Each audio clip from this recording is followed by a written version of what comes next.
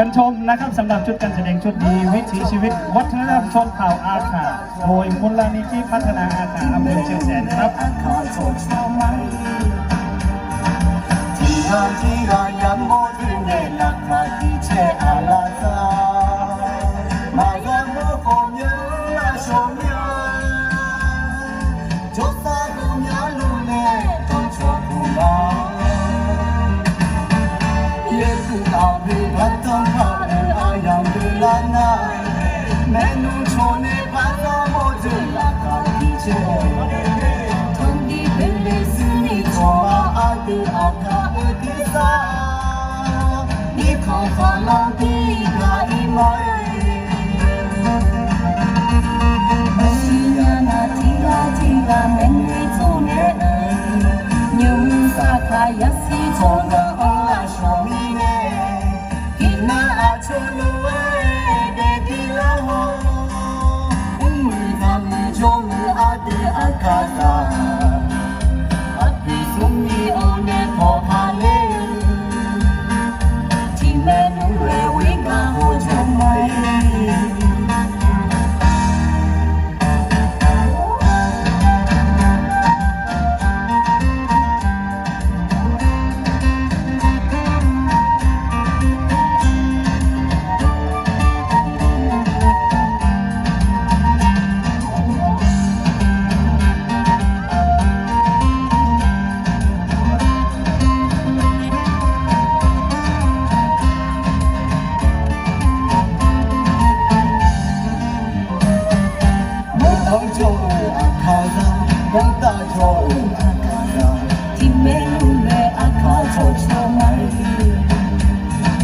วันนี้ชื่นใจจริงๆนะทุกคนปล่อยนะพี่น้องผู้มีเกียรติแล้วก็นักท่องเที่ยวรวมถึงพี่น้องชาวแม่สลองในนะครับหรือท่านที่มาจากต่างแดนทุกคนใส่ชุดชนเผ่าทุกคนรวมใจกันนะคะใส่ชุดชนเผ่าสวยงามของเรานะคะไม่ว่าจะเป็นเผ่าทั้ง7เผ่าเลยนะคะได้เห็นทุกเผ่าเลยนะคะ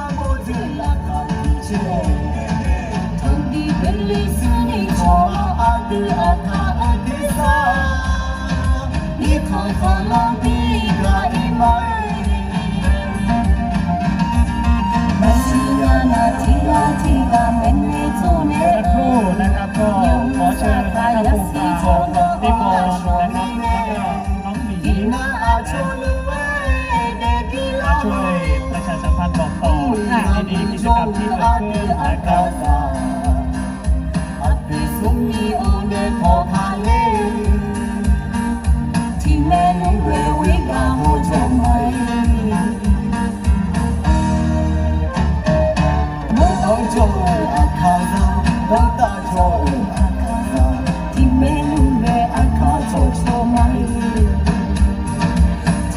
ที่เรายังโมถึงในหลักฐานที่เชื่ออาลาซามายังโมคงยืนละชมยาจบสาดุญาลุเล่ต้องชมผู้มาเย็นคือตาพิบัตต้องผ่านอายังดูลานาแม่นุ่งโชว์ในภาษาโมถึงหลักฐานที่เชื่อขอบคุณนะครับท่านสลักจิตปิยะนะครับประธานสภาวัฒนธรรมจังหวัดเชียงรายนะครับพร้อมคณะทุกท่านเลยนะครับที่ให้เกียรติพี่น้องเรามาเยี่ยมเยือนบนโลเราหัวแม่ค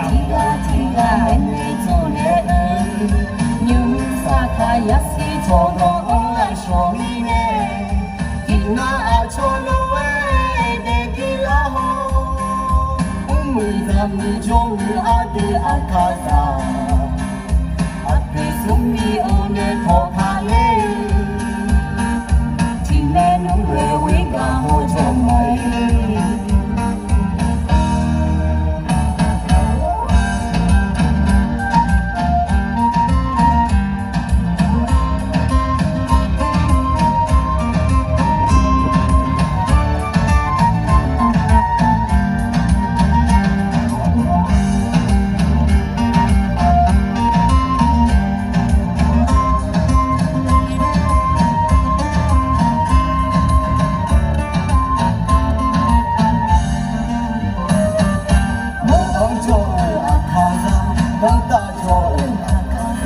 ที่เมลูเมอาคาโชโชไม่